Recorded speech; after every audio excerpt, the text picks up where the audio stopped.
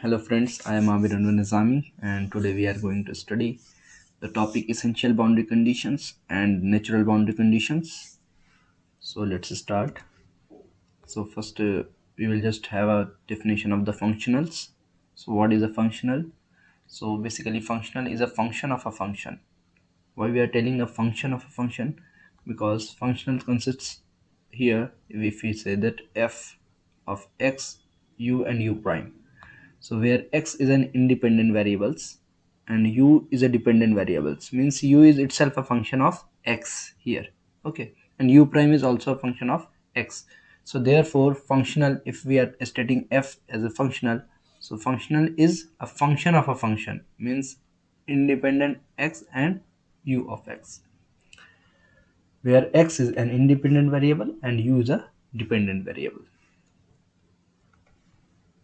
So now if we take the first variation, del is the variation. So if we take the first variation of I, then it would be equals to del of that a to b, this functional integral dx, which would be nothing but we can just take inside the variation, and that must be equals to 0.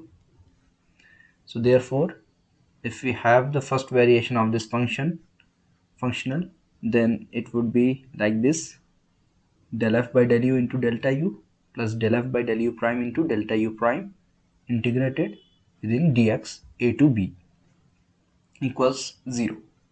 So it would be the first part, that is a to b del f by del u into delta u. We just multiply with the dx, plus the second part is this del f by del u prime into delta u prime. So we are integrating within a to b and del u prime dx. So now this part we say that here prime is a derivative. Prime here is derivative. Basically if we are writing here that u prime, so u prime is nothing but del u by del x. U prime is del u by del x, as u is a function of x. So u prime is del u by del x. So here we have to have the by parts.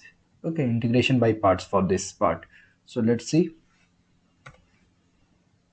So we are having del f by del u prime into delta u prime dx. So we will just make the by part integration. So what is the formula? We have just u integral v from a to b.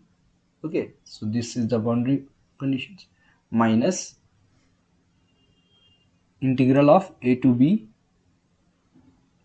integral partial derivative del by del x of del f by del u prime into integral of this function, second function. So it is get integrated del u and whole integral of dx. So therefore we get integration by parts these value.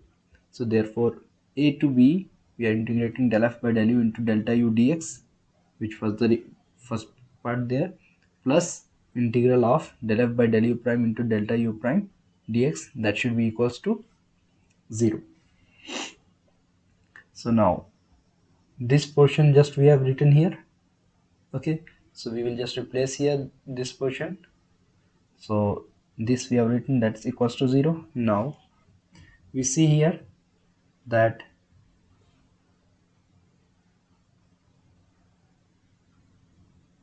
delta u here and delta u here. So we will just take common these two. So we have taken here common a to b del f by del u minus del by del x of del f by del u prime into del u, it outside common dx, plus the boundary terms we are having here, boundary terms del f by del u prime into delta u a to b. So we have written here this part. Now we can see here that we have finally written this value. So this is the boundary values and this is the within the integral value.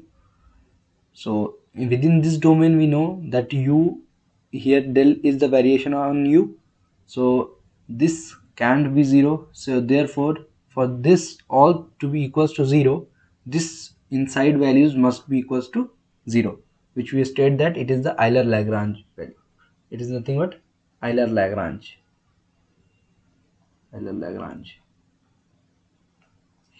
Okay, and this is the boundary terms. So at this boundary conditions, b del f by del u prime del u prime at b minus del f by del u prime into delta u at a, that should be equals to 0. So now we will get from there that this what we are stating, these are the boundary terms. Okay, so primary variables and secondary variables, how we define it. So first we have written here the boundary expressions which we get from here back, boundary expressions. So del f by del u prime into delta u at a to b, these are the boundary expressions. So there are two parts in the boundary expressions, which are the varied quantity, which is delta of u, it is the varied quantity, and the second is the coefficient of the varied quantity, that is del f by del u prime. Okay, now let's see. The variable u that is subjected to variation is called the primary variables. So what is primary variables? So the varied quantity, which is u, is a variational operator is applied on u. Okay, so in the boundary terms we see that the variational operator is acting on u, so therefore it is the primary variables. So the definition here we have written, the variable u that is subjected to a variation is called primary variables. Now what is the secondary variable? So the coefficient of the varied quantity in the boundary term is called a secondary variable. So what is the coefficient of the term, varied term? So del u, the coefficient of del u is del f by del u prime, it is the coefficient. So therefore the coefficient of the the coefficient of the varied quantity in the boundary term, which is this del f by del u prime, is called the secondary variable. Now the specification of the primary variables, which was u, so the specification of the primary variables at the boundary point is often termed as essential boundary conditions. So the specification of the primary variables at the boundary point, if we state that u at x is equals to a and u at x equals to b, so these are the essential boundary conditions. Okay, so u is the primary variables and it is stated specified at a boundary point a and b, so therefore it is termed as essential boundary conditions.